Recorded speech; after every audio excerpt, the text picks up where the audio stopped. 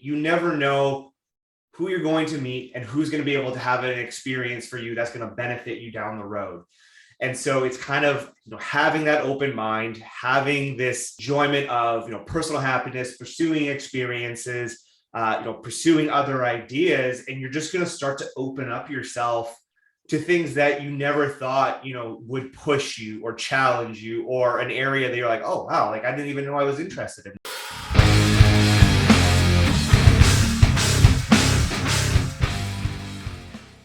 Hey everybody, welcome back to the Mind Muscle Connection. I'm Joe Klemczewski with Tyler Wiebe. And just a little bit of a warning, this is going to be one of my favorite podcasts ever. So I'm set. You see this stack of books behind me? I have another one right here. I could talk for days about this, but as a quick little prelude, Tyler and I are meatheads. We're bodybuilders. We're coaches, right? We've had that part of our career going for a long time. Matter of fact, I mention every once in a while when I go anywhere, Tyler, no matter who you go out to dinner with, you go to a camp, you could spend an entire weekend talking about nutrition and physiology. Soon as you go to a restaurant, you're in your downtime. What do people want to talk about? They just keep going and going and going. So you and I decided our industry needs a little bit more. We want something deeper. We are complex people who deal with all kinds of things in life, even uniquely to our sports and our endeavors of hardcore fitness. So I'm glad that you decided to do this with me so we could talk about self-development, philosophy, psychology. I just have one question for you. The story of your life. You've got a tombstone. You have a one-word epitaph. What do you want that to say? Give me one word that you want to define your entire life. Only one word. I thought we were going to go one sentence. I was thinking of one sentence. I was like, okay, I think I got it. I can boil it down. We'll go with a sentence. I can pick out the best verb there. Am I going to be able to explain it? I'm assuming I'm going to be able to. Absolutely. Epic. Yeah. Nice. Yeah. Tell me There's why. A lot of broad generalities to that, though, I think.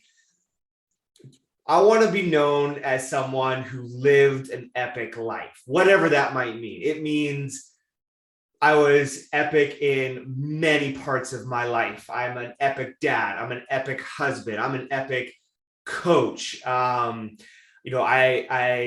had epic experiences. I tried different things. I tried new things. I did things that most people would not do. I epically put myself outside of my comfort zone on a constant basis, not just by what I do, but what I believe, how I challenge myself to think, to not be married to, certain ideals or ideologies, to always be open, that, a epic friend, can talk to anybody, can, be easy to talk to, can be interested in other people's lives. So I would say that would encompass a lot of it, that, people will go, man, that guy lived an epic life. So it seems to me then you have already answered the very first and most important question in life. Let me read. There is but one true, serious philosophical problem, and that is suicide. Judging whether life is or is not worth living amounts to answering the fundamental question of all philosophy. Albert Camus. So you've already how people hike to the mountain to visit the guru? You're welcome.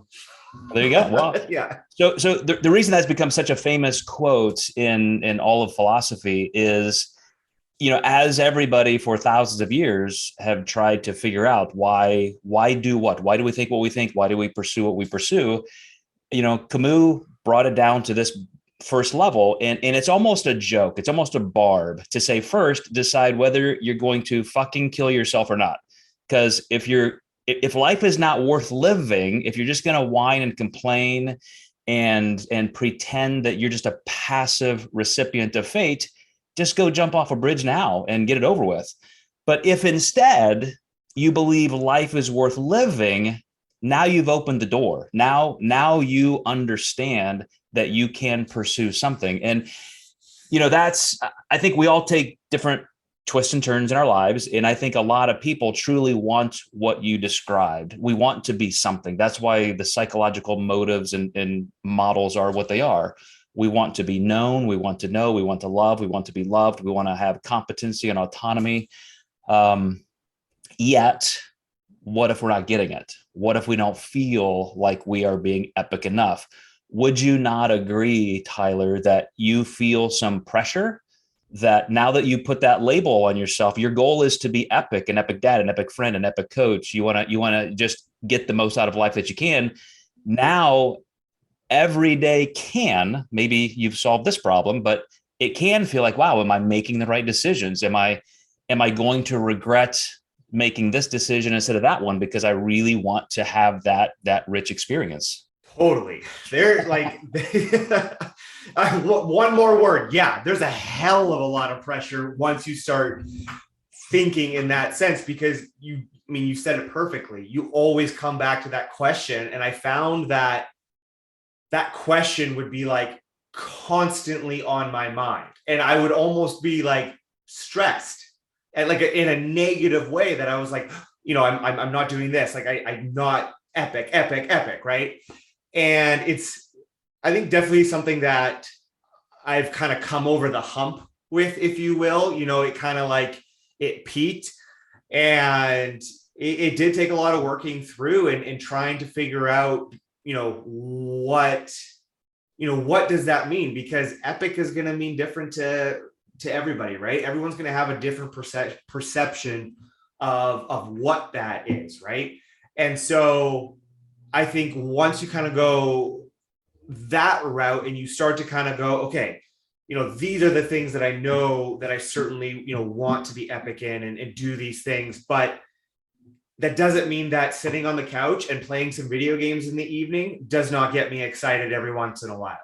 So I think we have to be able to define, what do we consider a waste of time? What do we consider, okay with our time? And I think there is an argument to be had that being lazy, whatever, you want to interpret that is, taking a nap in the middle of the day, playing some video games in the evening, whatever. I think there's a good argument to say that there can be a lot of benefit to that, where you are stepping back, you are turning that brain off in a sense, you're relaxing, you're letting yourself to just calm down and tune out, at this point, because heck, there's a lot to tune out nowadays. We are inundated with just, negative news, they call it doom scrolling, right? Like that's essentially what it is. And so I think to be able to have those is so beneficial. Like for myself, I love to read for fun. Like that is something that I have done since I used to bring a book to school, hurry through my tests just so I could read and get into my book. Like I would do that all the time. And so to me, being able to just sit on the couch for an hour, read a fun book, and I'm talking like, I'm really big into like the fantasy genre, high fantasy, all of that. And just to be able to sit down for an hour and read my book, like that's very relaxing. Sometimes I feel a little bit lazy, but not only am I still stimulating my mind, I'm having fun. It might seem a little nerdy, but it's something that allows me to kind of block everything out, forget about, regular life for a little bit.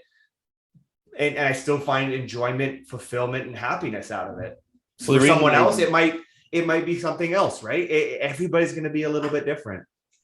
And the reason I even brought up the fact that I thought, truly, when I said you have it figured out, that's an incredibly enlightening thing to realize, that I want to squeeze every bit of life that I can out of my existence. But then even that could make you feel relaxed, it may not. And so it doesn't mean that you now have a free pass. You've reached, a Zen moment. And I'm going to submit a couple other pieces of evidence here. One of the books that really changed my life is Staring at the Sun by Irving Yalom. And he's a psychiatrist who kind of, is in the Freudian and Ernest Becker camp, where, this book is all about the white noise of death anxiety and the things that kind of drive us to live in fear of not being enough, not doing enough, and just accepting. Like, in his model of psychiatry, if he can just get people to the point to realize it is true. You are going to die. Now, what are we going to do to deal with that and unleash you to live that epic life, even with that knowledge? And so my word, if I were going to, first of all, if I were going to have an epitaph that was one sentence, it would just be the phrase, just a little more. That's the story of my life. That defines every bit of me, just a little more. Because I always want that next thing. As soon as I accomplish one thing, I want something else. And if I'm here, I want to be here. And that's part of human psychology. I mean, that's why we are a cooperative species and on the top of the food chain, and also quite violent, competitive.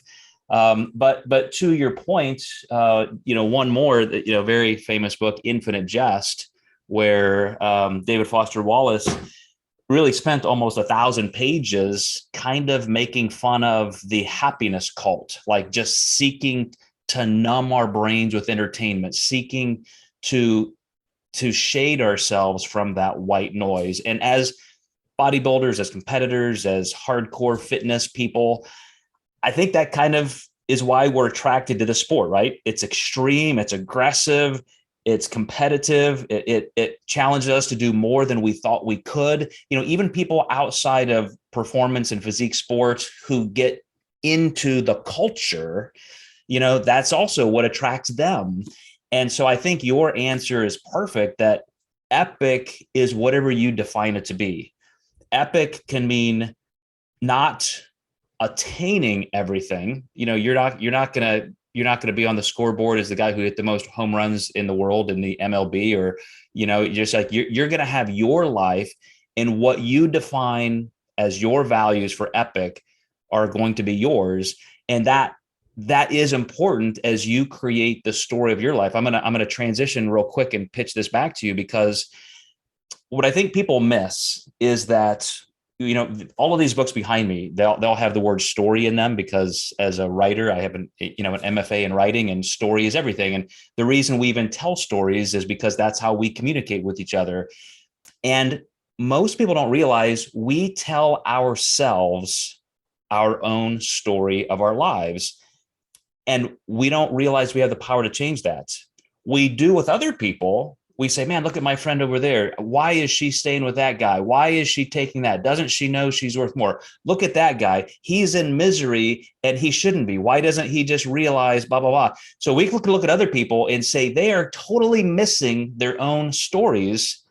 But then with ourselves, again, we just sometimes feel like we're powerless to redefine our own stories. And I'm telling you, whatever you decide your life is going to be, that's what it is going to be. Positive, negative, epic, not epic, relaxed, chasing a little more, or being satisfied with the right kind of more. Yeah, isn't it? I can't quite remember who it was. But it's like we have this inability to, like, we try and project our own selves, what we perceive, what we feel, on other people. And so we see this, we go, well, why can't they see it? Well, guess what? They are a completely different human being with completely different perceptions. They may not even see that is happening. And so it's like we have this amazing ability to not see our own inefficiencies, and we almost look 10 feet into our own perception when we should be looking 30 feet. Do you know what I'm trying to say here? Is that it's like we have this curtain in front of us that we can only see so far of ourselves, and we kind of just stop there, and we don't really necessarily go beyond this curtain of realizing that we are just so different from that next person, just that we can't even begin to understand their perception of their life on a very basic level. And for whatever reason, we seem to, we need to be able to reverse that. We need to stop worrying so much about other people, and we need to really start to kind of turn that inwards and go beyond that curtain of, okay, what is that self? How do we see who we are as a conscious being, as an unconscious being? Can we kind of, look beyond the gravitational pull to what our true self is, and start to define that? Like, that's kind of where now we can then start to find that happiness in whatever that epicness is. Like, I went through an experience kind of this last winter where I thought I wanted something. I didn't. Thankfully, it did not fuck up my whole life, but I had to go through that to, I think, reach a level where I was very comfortable not being a quote unquote alpha, if that makes sense. Mm-hmm. I had to be okay going, you know what? I'm good up to a certain point of work because I want to be epic in other parts of my life. I'm still going to be an epic coach, but maybe I won't be the epic coach. And that's okay with me. That's fine, because I know I'm still going to do a damn good job.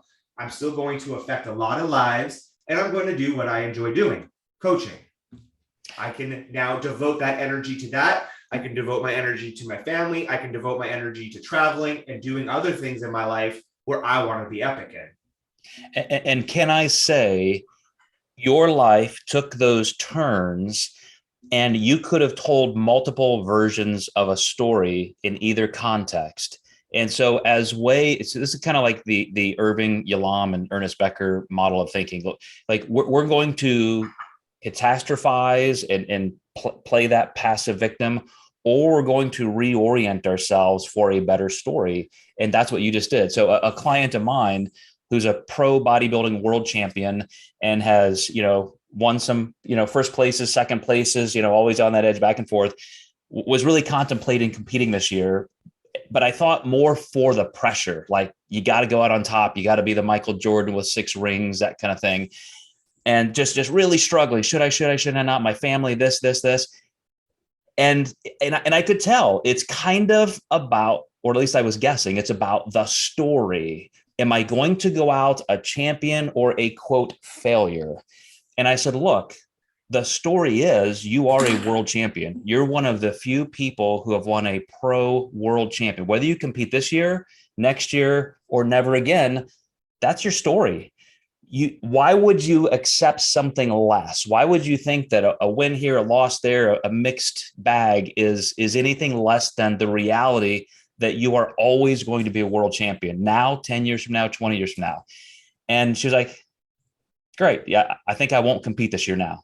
Like that took all the anxiety away, and she may compete next year. She may not, but now she's able to say, I gave her a view of a different version of the story that was already her story to own if she wanted to own it. And that's, kind of circling back to your anxiety. I made a decision decades ago with kids and so forth that I was not going to pursue more things materialistically. I was not going to pursue things like that. I was going to, like you, pursue personal excellence, personal happiness. I want to be the greatest dad in the world. I want to make sure I did give my kids more. So my epitaph, just a little more. And so I have held myself back in many ways occupationally, because pursuing a little more of the wrong things would have really cost me having a lot more of the good things. And so again, just coming all the way back to that's it. That's the answer. You get to choose the story of your life, and then you will live that out. And it's ever evolving too. And that's kind of the cool thing, is that what may be epic to you now, that might change in 5 years, 10 years, 15 years, 20 years. And so you're able to almost, put a little bit of that anxiety away, knowing that, hey, you know what? This is what I'm interested in now in my life.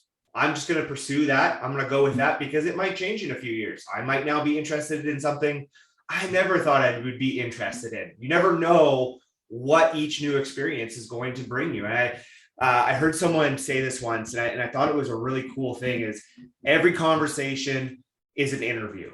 Now, I don't mean it, treat it as an interview, but you never know who you're going to meet. You never know who you're going to meet and who's going to be able to have an experience for you that's going to benefit you down the road. And so it's kind of, having that open mind, having this enjoyment of, personal happiness, pursuing experiences, pursuing other ideas, and you're just going to start to open up yourself to things that you never thought, would push you or challenge you, or an area that you're like, oh, wow, like I didn't even know I was interested in this. Like, this is awesome. And so you're probably going to fail a lot more times than you find something, but that's kind of the point. It's not like we're going to be a human being that has 15 things going on at once. We can't do that. That's not going to happen. And so it's kind of, really kind of picking those 2, 3, 4 things and just devote that year to it. Like for myself, I love reading for fun. I hate reading for academia. So this is weird dichotomy. And I've always, tried to read more as much as I can. I'll do it for a little bit. I'll burn out. So, my goal for this year is to work through a philosophy reading list. And I'm just going, okay, you know what? I'm just going to take it one book at a time. I'm not going to put any pressure. How fast? I've got a big list. So I'm still working on book number 1. I'm 50% through. Yeah. And that's almost as far as I've ever come in the book like this. And so to be able to even just do that, it's just kind of, again, opening up those ideas and that thought process and pursuing something that I know I enjoy, but that's still going to challenge me through discipline. Yeah. And the reason I'm holding up this book is just to kind of wrap us up. That this is a book of essays and notes and so forth, poems almost. That the title is, again, by another philosopher, psychologist, The Trouble with Being Born.